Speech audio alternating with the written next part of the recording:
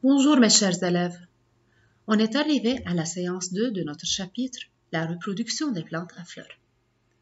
On a déjà vu les différentes parties de la fleur.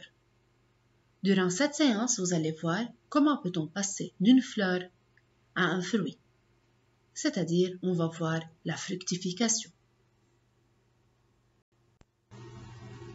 Pour aboutir à un fruit, plusieurs phénomènes se déroulent. Tout d'abord, on a la pollinisation, puis la fécondation, et à la fin, c'est la formation du fruit. Commençons tout d'abord par le premier phénomène, c'est la pollinisation. Mais c'est quoi la pollinisation? C'est le passage des grains de pollen de l'étamine vers le pistil, c'est-à-dire de l'organe mâle de la fleur vers l'organe femelle de la fleur. La pollinisation peut être soit directe, soit indirecte. Elle est directe dans le cas où la fleur est hermaphrodite, c'est-à-dire elle est en même temps mâle et femelle. En même temps, on trouve l'étamine et le pistil dans la même fleur. Dans ce cas, la pollinisation est directe parce que les graines de pollen vont passer directement de l'étamine dans le pistil. Le deuxième cas, c'est la pollinisation indirecte dans le cas où la fleur mâle est éloignée de la fleur femelle. Dans ce cas, les graines de pollen vont passer indirectement de la fleur mâle à la fleur femelle, soit par le vent, soit par les insectes. On est arrivé maintenant au deuxième phénomène, c'est la fécondation.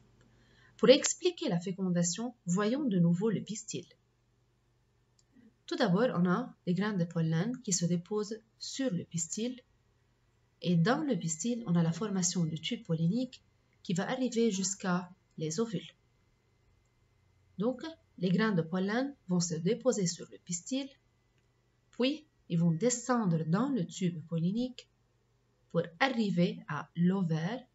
Ils vont pénétrer dans l'ovaire et ils vont s'unir avec les ovules. Et enfin, que se passe-t-il après la fécondation? Regardez, après la fécondation, les sépales, les pétales et les étamines vont tomber par terre alors que l'ovaire devient le fruit et les ovules deviennent les graines.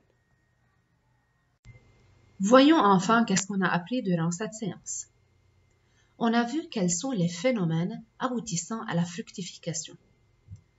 Tout d'abord, on a la pollinisation directe ou bien indirecte. Après la pollinisation, on a la fécondation, c'est-à-dire l'union entre les grains de pollen et les ovules pour obtenir à la fin un fruit.